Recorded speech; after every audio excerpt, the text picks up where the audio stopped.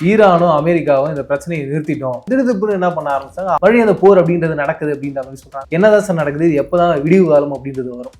விடிவு காலம் செப்டம்பர் மாதம் வர்றதுக்கு வாய்ப்பு இருக்குது. செப்டம்பர் மாதம் தான் இஸ்ரேலில் எலெக்ஷன். அந்த சைத்தான் தோத்துட்டான் அப்படின்னா அதோட இந்த பிரச்சனை ஒரு முடிவு.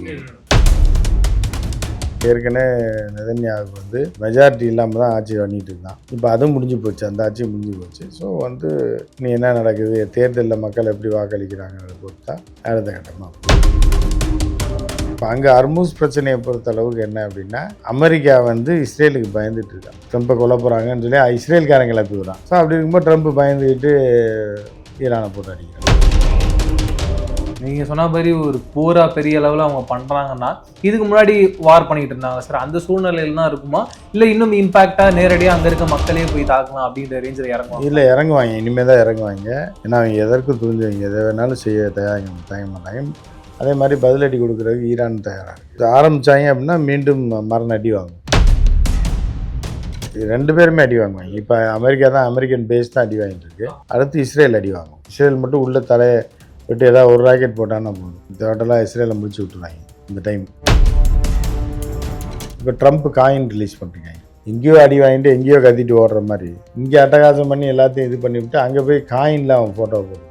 சரி, இப்போ அவன் மூஞ்சியை பார்த்தானே பயந்துருமான் சின்ன பிள்ளைகள்லாம். ஸோ அதான் பார்த்துட்டு இருக்காங்க. இப்போ அவங்க தலையால் அடிச்சுக்கிறாங்க அமெரிக்கன்ஸ். என்ன பாவம் பண்ணமோ இவன்ட்ட மாட்டிக்கிட்டோம் அப்படின்னு.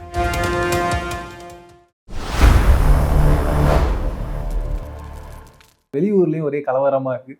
மிக முக்கியமாக இந்த ஈரானும் அமெரிக்காவும் இந்த பிரச்சனையை நிறுத்திட்டோம், ஒரு பிரச்சனையும் கிடையாது, சண்டை கிடையாது அப்படின்றது சொல்லிட்டு இருந்தாங்க. திடுதிப்புன்னு என்ன பண்ண ஆரம்பிச்சிட்டாங்க, ஹார்மூஸ் பக்கத்தில் எந்த இதெல்லாம் கப்பல்கள்லாம் போகுதோ அங்கே ஈரான் அட்டாக் பண்ண ஆரம்பிச்சிட்டாங்க. உடனே அமெரிக்காவை பார்த்துட்டு, நீ அட்டாக் பண்ணுறியா, நான் என்ன பண்ணுறேன், அந்த ஏரியாவில் என்னென்ன கப்பல்லாம் வருதோ அது 20% வரி விதிக்க போகிறேன் அப்படின்ற மாதிரி இப்போது சொல்லியிருக்காங்க. அதெல்லாம் கன்ஃபார்ம் ஆகலை. வழி அந்த போர் அப்படின்றது நடக்குது அப்படின்ற மாதிரி சொல்கிறாங்க. என்னதான் சார் நடக்குது, இது எப்போ தான் விடிவு காலம் அப்படின்றது வரும்? விடிவு காலம் செப்டம்பர் மாதம் வர்றதுக்கு வாய்ப்பு இருக்குது. இல்லை சார், ஜோசிகர். ஆமாம், செப்டம்பர் மாதம் தான் இஸ்ரேலில் எலெக்ஷன் வருது. அந்த எலெக்ஷனில் ஒரு சைத்தான் இருக்கான். அந்த சைத்தான் தோத்துட்டான் அப்படின்னா அதோட இந்த பிரச்சனை ஒரு முடிவு. இல்லைன்னா இது தொடர்ந்துக்கிட்டு தான் இருக்கும். அவன் ஆட்சியில் இருக்கிற வரைக்கும் இது தொடர்ந்துட்டு தான் இருக்கும். அவன் ஆட்சியை தக்க வைத்து கொள்வதற்காக தான் இந்த சண்டை இழுத்துகிட்டே இருக்கான். ஸோ அவன் இருக்கிற வரைக்கும் இவங்க 2 பேரும் இது பண்ணிகிட்டே தான் இருப்பாங்க. அதுதான் அங்கே உள்ள நிலைமை. இப்போ ஏற்பட்ட ஒரு சூழ்நிலையில் எல்லாரும் என்ன பயம் பூத்துறாங்க சார், இந்த கேஸ் மொத்தமாகவே நம்ம அந்த வழித்தடத்தை நம்பி தான் இருக்கும். இப்போ அதையே லாக் பண்ணிட்டாங்கன்னா நம்ம கேஸ் தட்டுப்பாடுன்றது பெரிய அளவில் வந்துடும். அதை நம்ம எப்படி ஹேண்டில் பண்ண போகிறோம் அப்படின்ற. தமிழ்நாட்டு மக்களுக்கு அதனால் எந்த பிரச்சனையும் வராது. ஏன்னா விஜய் 6 சிலிண்டர் தரேன்ருக்காங்க. அதனால் அதை வச்சு மேனேஜ் பண்ணிக்கலாம். பட் வெளியே அந்நிய நாட்டில் இருக்கிறவங்க தான் பாவம் என்ன பண்ணுவாங்கன்னு தெரியல. தமிழ்நாட்டில் சிலிண்டர் ஃப்ரீயாக தராங்க. அதே மாதிரி கேஸ் ஈஸியாக அதை மெத்தனால் கலந்து வண்டியை ஓட்டுங்கன்றாரு. அதனால இங்கே பிரச்சனை இருக்கு. ஏற்கனவே தண்ணியை கலந்து தான் சார் எல்லாரும் பெட்ரோல் அடிச்சுட்டு இருக்கானுங்க. பெட்ரோல் பங்க்ல வண்டி ஒரு 1/2 இன்ச்சு போன நின்றுது. அதுதான் அந்த மாதிரி தான் போயிட்டு இருக்கு இப்போ. ஸோ இப்போ அதனால ஆட்சியில் அந்த அளவுக்கு கொடூரங்கள் நடக்குமான்னு சொல்ல முடியாது. மக்கள்லாம் காப்பாற்றப்படாது. கீழே விஜய்ஜி வேற ஆட்சி இருக்கிறதுனால இங்கே பெரிய அளவில் இருக்காது. இப்போ அங்கே ஹர்மூஸ் பிரச்சனையை பொறுத்த அளவுக்கு என்ன அப்படின்னா, அமெரிக்கா இஸ்ரேலுக்கு பயந்துட்டு இருக்கான்.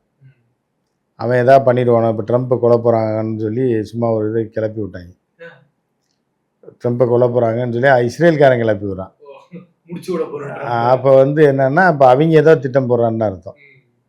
ஸோ அப்படி இருக்கும்போது ட்ரம்ப் பயந்துக்கிட்டு ஈரானை போட்டு அடிக்கிறான். நம்மள ஏதாவது பண்ணிட போறாங்க, நமக்கு எதுக்கு ஆபத்து, மறுபடியும் அவனை போட்டு அடி ஃப்ரீயா இருக்காம அப்படின்ற மாதிரி இருக்காங்க. அவங்க அமெரிக்கா போட்டு அடிக்கிறாங்க. அதனால நெதன்யாகு ஒளிஞ்சான்னா மட்டும்தான் இந்த பிரச்சனை தீர்வு வரும். அது செப்டம்பர் மாதம் தேர்தல். ஆட்சி நேற்றோட கலைஞ்சிருச்சு. நேற்று முந்தா நாளோட ஆட்சி காலம் முடிஞ்சு போச்சு. இனி அந்த தேர்தலில் என்ன நடக்குது, ஏற்கனவே நெதன்யாகு இது கிடையாது, மெஜாரிட்டி இல்லாமல் தான் ஆட்சி பண்ணிட்டு இருந்தான். இப்போ அதுவும் முடிஞ்சு போச்சு, அந்த ஆட்சியும் முடிஞ்சு போச்சு. ஸோ இனி என்ன நடக்குது, தேர்தலில் மக்கள் எப்படி வாக்களிக்கிறாங்கிறத பொறுத்தா அடுத்த கட்டமாக போகும். சார் நீங்கள் சொன்னீங்க விஜய் சார் 6 சிலிண்டர் அப்படின்னு. அவர் மட்டும் எப்படி சார் அந்த வழியாக வர சிலிண்டர் தானே சார்? நம்ம இல்லை, அவர் ஏற்கனவே ஆர்டர் பண்ணியிருப்பார் முன்னாடியே. சண்டை வர அமேசான் மாதிரி சொல்கிறீங்களே? ஆமாம், முன்னாடியே ஆர்டர் போட்டு வச்சுருப்பார். அது இப்போ வர வேண்டியது தான் வெயிட்டிங்கில். ரமேஷ் அனுப்பி விட்டு எடுத்துகிட்டு வந்துடுவாங்க. போய் பிரச்சனை வச்சுருக்காப்புல. அப்புறம் புஷியானந்துட்ட சொன்னால் உருண்டு 12 நாள் கொண்டு வந்துடுறாப்புல. விஜய் சார் சொல்லிட்டாருன்னா அவரோட உத்தரவு வந்து தலையில் நின்னான்னு சரி பண்ணக்கூடிய ஒரு மாபெரும் தொண்டை இருக்காங்க. ஸோ அதனால் அவங்களுக்கு பிரச்சனை இருக்காது. கப்பல் எங்கேயா வளைச்சி கிளச்சி பாண்டிச்சேரி வழியாக கொண்டு வந்து எங்கிட்ட கொண்டு வந்துடுவாங்க. அங்கதான் கடல் இருக்கு, அங்கிருந்து இறக்கிக்கலாம் அப்படின்ற மாதிரி இறக்கி அப்படியே இப்போ ஈசிஆர் ரோட்டில் வேனில் கொண்டு வந்து டிஸ்ட்ரிபியூஷன் பண்ணிடுறாங்க. வேறு இன்னொரு பக்கம் என்ன சொல்கிறாங்கன்னா, இந்த இஸ்ரேல் வாரை பற்றி நீங்கள் சொல்லும்போது அவங்களுடைய முக்கியமான ஒரு பிரச்சனையாக என்ன இருக்குது அப்படின்னா, அமெரிக்காவுக்கு மேலே நம்ம வரணும் அப்படின்ற மாதிரி ஒரு நியூஸ் நான் பார்த்தேன் சார். இப்படி ஒரு ஐடியாவுக்குள்ள அவங்க வருவாங்களா? யார் அமெரிக்காவுக்கு மேலே? இஸ்ரேல். இஸ்ரேல் அமெரிக்காவுக்கு மேலே இல்லை, அமெரிக்காவும் இஸ்ரேல் கட்டுப்பாட்டில் தான் இருக்குது. அதனால் அது வேற கதை. அது போயிட்டே இருக்கும். அமெரிக்காவுக்கு மேலே இல்லை, அமெரிக்கா முழு கட்டுப்பாட்டில் வைக்கணுன்றது தான் அவங்களோடது. அவங்க கட்டுப்பாட்டில் தான் இருக்குது இப்போ வரைக்குமே. சார், இப்படி இருக்கும்போது தொடர்ந்து ட்ரம்ப் இப்பட்ட நடவடிக்கைலாம் எடுத்துக்கிட்டு இருக்காரு. அது அவங்க நாட்டோட எக்கனாமியே பெரிய அளவில் பாதிக்கணும் சார். அதை பற்றி அதுக்கு தான் அவர் வந்து என்ன சொல்றாரு, எங்கள் நாட்டில் ஏற்கனவே வந்து இந்த போர்னால ஏகப்பட்ட டேமேஜஸ் ஆயிருக்கு, அதுக்காக தான் நான் வந்து 20% டேக்ஸ் அப்படின்ற மாதிரி போட போறேன்றாங்க. இந்த உலக நாடுகள் எப்படி அக்செப்ட் பண்ணுவாங்க நீங்கள் நினைக்கிறீங்க சார்? உலக நாடுலாம் அடிச்சு துரத்து விட்டுருவாங்க. அவனுக்கு எதுக்கு கஷ்டறாங்க? அவன் ஏரியாவில் இன்னொரு ஏரியாவில் இவனுக்கு லாஸ் ஆகி போச்சுன்னா இன்னொரு ஏரியாவில் போய் எப்படி கப்பலாம் அப்படின்ற மாதிரி தான் இருக்குது. அதனால் அதுக்கப்புறம் வரட்டி விட்டுருவாங்க. இந்த எலெக்ஷன் முடிகிற வரைக்கும் தான். செப்டம்பர் மாதம் இந்த இஸ்ரேல் எலெக்ஷன் முடிஞ்சால் தான் அதை அடிப்படையாக வச்சு தான் வந்து அடுத்த கட்ட நகர்வே இருக்கும். அதுக்குள்ளேயே நெதன்யாகு பெரிய அளவில் போர் இழுக்கணும் அப்படின்னு சொல்லி பிளான் பண்ணியிருக்கான். ஸோ என்ன நடக்குதுன்னு பார்க்கலாம். எக்ஸாம்பிள் கேட்குறேன் சார், நீங்கள் சொன்ன மாதிரி ஒரு போரா பெரிய அளவில் அவங்க பண்ணுறாங்கன்னா, இதுக்கு முன்னாடி வார் பண்ணிட்டு இருந்தாங்க சார், அந்த சூழ்நிலையில் தான் இருக்குமா, இல்லை இன்னும் இம்பாக்டாக நேரடியாக அங்கே இருக்க மக்களே போய் தாக்கலாம் அப்படின்ற ரேஞ்சில் இறங்குவாங்க? இல்லை, இறங்குவாங்க. இனிமேல் தான் இறங்குவாங்க. ஏன்னா அவங்க எதற்கும் துணிஞ்சவங்க, எதை வேணாலும் செய்ய தயங்க மாட்டாங்க. அதே மாதிரி பதிலடி கொடுக்குறதுக்கு ஈரான் தயாராக இருக்குது. ஆரம்பித்தாங்க அப்படின்னா மீண்டும் மரண அடி வாங்கும் இஸ்ரேல். 2 பேருமே அடி வாங்குவாங்க. இப்போ அமெரிக்கா தான், அமெரிக்கன் பேஸ் தான் அடி வாங்கிட்டு இருக்கு. அடுத்து இஸ்ரேல் அடி வாங்கும். இஸ்ரேல் மட்டும் உள்ள தலையை விட்டு ஏதாவது ஒரு ராக்கெட் போட்டான்னா போதும், டோட்டலாக இஸ்ரேலை முடிச்சு விட்டுருவாங்க இந்த டைம். ஸோ அதனால் இப்போ அவன் இறங்காமல் அமெரிக்கா இறக்கி விட்டுருக்கான். இப்போ அமெரிக்கா தான் தாக்குதல் நடத்திட்டு இருக்கு, பதில் தாக்குதல் ஈரான் நடத்தி. சரி, எனக்கு என்னன்னா, இப்போ இவ்வளோ தூரம் தாக்குதல் நடத்திட்டு இருக்காங்க, ஒரு கட்டத்துக்கு மேலே கண்டிப்பாக அமெரிக்காவுக்கும் இஸ்ரேலுக்கும் தெரியும் நம்ம ஈரானை எடுத்து போர் பண்ணுறதுன்றது ஒரு முட்டாள்தனம்.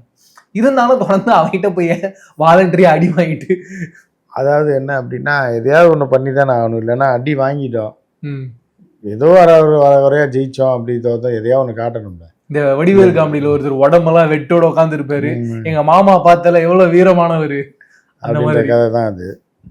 அதனால ஏதோ ஒரு ஷோ விடணுன்றக்காக தான் இங்கே சுற்றிட்டு இருக்காங்க. ஆனால் இன்னும் மரண அடி வாங்கி இப்போ ட்ரம்ப் காயின் ரிலீஸ் பண்ணிருக்காங்க. எங்கேயோ அடி வாங்கிட்டு எங்கேயோ கத்திட்டு ஓடுற மாதிரி, தலையில் துண்டை போட்டு ஓடுற மாதிரி ட்ரம்ப்பு இங்கே அட்டகாசம் பண்ணி எல்லாத்தையும் இது பண்ணிவிட்டு அங்கே போய் காயினில் அவன் ஃபோட்டோவை போட்டு வச்சுருக்கான். காயின்லேயே ரூபாய் நோட்லேயே சென்ட்ரல் பேங்க்கை இது பண்ணி அப்ரூவ் கொடுத்து, சரி இப்போ மூஞ்சியை பார்த்தானே பயந்துருமாங்க சின்ன பிள்ளைகள்லாம். அந்த ரூபா நோட்டில் டஸ்டி சக்தின்ற மாதிரி இருக்கும். ஸோ அதான் பார்த்துட்ருக்காங்க. இப்போ அவங்க தலையால் அடிச்சுக்கிறாங்க அமெரிக்கன்ஸ், என்ன பாவம் பண்ணமோ இவன்ட்ட வந்து மாட்டிக்கிட்டோம் அப்படின்ட்டு. ஆனால் இதுக்கு முன்னாடியே ஒரு வாட்டி ஒரு பிரசிடெண்ட்டாக இருக்கும்போது சார், நான் அங்கேருந்து போக மாட்டேன்னு அடம் பிடிப்பாரு. இந்த வாட்டி அதே மாதிரி பண்ணுறதுக்கான வாய்ப்பு இருக்குல்ல சார்? இல்லை, இந்த அதெல்லாம் அடிச்சு துரத்தி விட்டுருவாங்க. இந்த டைமுக்காக தான் வெயிட் பண்ணுவாங்க. இன்னும் 2 வருஷம் டைம் இருக்குதுன்னு நினைக்கிறேன். 1.5 வருஷமோ அதான் 2 வருஷமோ டைம் இருக்குது. இந்த டைமில் அடிச்சு தூக்கி எரிஞ்சிடுவாங்க. இதோட அப்பா போடா அப்பான்னு 2வது தடவை முடிச்சுட்டு இதோட ஓடி போய் எரிஞ்சிட்டு துரத்தி விட்டுருவாங்க. எனக்கு தெரிஞ்சு இவர் போனதுக்கப்புறமா இதுக்கப்புறம் யாராவது 2வது வந்தால் அக்செப்டே பண்ண மாட்டாங்கன்னு நினைக்கிறேன் சார். இல்லை, அதான் இப்போ ட்ரம்ப்பை பொறுத்த அளவுக்கு அடுத்த எலெக்ஷனுக்கு முன்னாடியே ஒழிச்சு கட்டிடுவாங்க.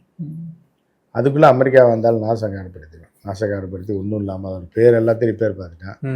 இன்னும் எவ்வளோ டேமேஜ் பண்ண முடியுமோ டேமேஜ் பண்ணிவிட்டு அமெரிக்கா ஒன்றுக்கு இல்லாத மாதிரி ஆக்கி விட்டு போயிடுவான். சரி, மோடிஜி வந்து என்ன நடந்தாலும் என்ன பிரச்சனைகள் இருந்தாலும் இங்கே பெட்ரோல் கேஸ் தட்டுப்பாடு வராதுன்றது சொன்னார். அதுக்கு ரீசன் ரஷ்யா கிட்ட இருந்து நம்ம அந்த கச்சா எண்ணெயை வாங்கிக்கலாம். ஆனால் இப்போ ரஷ்யா என்ன சொன்னாங்கன்னா, எங்களுக்கே வந்து இப்போ ஏற்பட்ட ஒரு பிரச்சனை வரும்போது எங்கள் நாட்டிலே தட்டுப்பாடு ஏற்படுறதுக்கான வாய்ப்பு இருக்குது, ஆனால் நாங்களும் தரமாட்டோம் அப்படின்ற மாதிரி சொல்கிறாங்களாம். அப்படி இருக்கும்போது இப்போ எங்கே ஜி போய் வாங்குறாருன்னு ஒரு கேள்வி வருது இல்லை சார்? அதாவது ரஷ்யா வந்து கச்சா எண்ணெய் தரமாட்டேன்னு சொல்ல மாட்டாங்க. கச்சா எண்ணெய் நிறையா இருக்குது. அந்த பியூரிஃபை பிளான்ட்டை தான் அடிச்சிட்டாங்க. அதனால இப்போ நம்ம வந்து அவனுக்கு பியூரிஃபை பண்ணி கொடுத்துக்கிட்டு இருக்கோம். ரஷ்யாவுக்கே நம்ம தான் பியூரிஃபை பண்ணி கொடுத்துக்கிட்டு இருக்கோம். அதனால் அங்கே உள்ள இதை வாங்குறதுல வந்து பிரச்சனை இல்லை. அவன் கொடுத்தான், அவன் நம்மகிட்ட கச்சா எண்ணெய் கொடுத்து மாவு மில்லு வச்சுருக்க மாதிரி நம்ம நம்ம அரைச்சி தரோம். ஆமாம், அவன் இப்போ அவன் வந்து அரிசி காய போட்டு இதெல்லாம் பண்ணி தோண்டி கொடுப்பான். எடுத்து தந்தா அது என்னென்னவா மொட்டை மாடில் காய போட்டு கொடுப்பான், நம்ம அரைச்சி கொடுப்போம். ஸோ அப்படி இருக்கனால நம்ம தயவு அவனுக்கு தேவைன்ற மாதிரி ஆகிப்போச்சு. இப்போ அவன் மிஷின் காலி ஆகிப்போச்சு. ஸோ அதனால் எப்படியா இருந்தாலும் நம்ம தயவில் தான் ஓட்டுவான். அதனால் ஜிக்குள்ள அதிர்ஷ்டம் எங்கிட்டாவது எவன் பொங்கலாக போனாலும் சரி, நமக்கு ஏதாவது குஜராத்திகளுக்கு ஏதாவது வந்துடும், அப்போ நமக்கும் வந்துடும் அப்படின்ற மாதிரி. மிஷினும் அரைச்சி தர தாத்தாவும் நம்ம கையில இருக்கு. ஆமாம், பிரச்சனையே எல்லாம் வண்டியை ஓட்டலான்ற மாதிரி தான் ஓடிட்டு இருக்கு. ஸோ அதனால் இப்போதைக்கு வாங்கி குரூடாயில் வாங்கி பியூரிஃபை பண்ணி அவனுக்கு கொடுத்துட்ருக்காங்க. ஸோ அதனால் அப்படியே ஓடுது. அதனால நமக்கு நீங்க பேசுறது மூலயமா தெரிய வந்தது, பெரிய அளவுல எந்த இம்பாக்டும் இருக்காது. ஏன்னா நடுவில் இந்த நியூஸ் சேனல்லாம் ரொம்ப பதட்டப்படுத்துறாங்க சார். காய்கறி விலைலாம் கோல்டு அளவுக்கு ஏற போகுது, கோல்டெல்லாம் ஏற்கனவே வாங்க முடியாம இருக்கு, அதை வாங்கவே முடியாது. பெட்ரோல்ன்றது இதுக்கப்புறம் நம்ம கண்ணிலேயே பார்க்க முடியாது, 2035 நம்மளால சைக்கிள்ல தான் போகன்ற மாதிரி சொல்றாங்க. அது நீ ஏதாவது பிரேக்கிங் போடுறதுக்காக வெயிலில் பைத்தியம் முடிச்சு போயிருக்காங்க. இப்போலாம் லைவ் போட்டுகிட்டே இருந்தாங்க விஜய். அதுதான் சார் பண்றாங்க. இப்போ வெயில் ரொம்ப ஜாஸ்தியாக இருக்கா, எல்னினோவில் பைத்தியம் முடிச்சு போய் என்ன பண்ணுறதுன்னு தெரியாமல் பிரேக்கிங்காக போட்டுட்ருப்பாங்க. அவங்கள பற்றி நம்ம கவலைப்பட வேண்டியதில்லை, அவங்களாம் மாறி ஓடிடுவாங்க. விஜய் எந்திரிச்சிட்டாரு தூங்கிட்டாரு அப்படின்னாலே ஒன்று லைவ் பேக் தூக்கிட்டு ஓடிடுவாங்க சார். நடுவில் கார் பொம்மை விளையாடுனதுலாம் அது அதை விட அட்டகாசமா பண்ணாங்க சார். பார்த்தீங்களா, அவர் வந்து அந்த காரில் என்னென்ன விஷயங்கள் இருக்கு எல்லாருமே செக் பண்ணிட்டு இருக்காரு அப்படின்னு. அதான் அந்த மாதிரி இருக்கிறதுனால அதை லைவ் பண்ணிட்டு அவங்க ஓடிடுவாங்க. அவங்கள பற்றி பிரச்சனை இல்லை, நியூஸ் சேனல் பற்றி பிரச்சனை இல்லை, அது ஒரு ஃபன். ஆமாம். சூப்பர் சார், நிறைய இன்ட்ரெஸ்டிங்கான விஷயம் பேசும். மீண்டும் சந்திப்போம். நன்றி சார். வணக்கம்.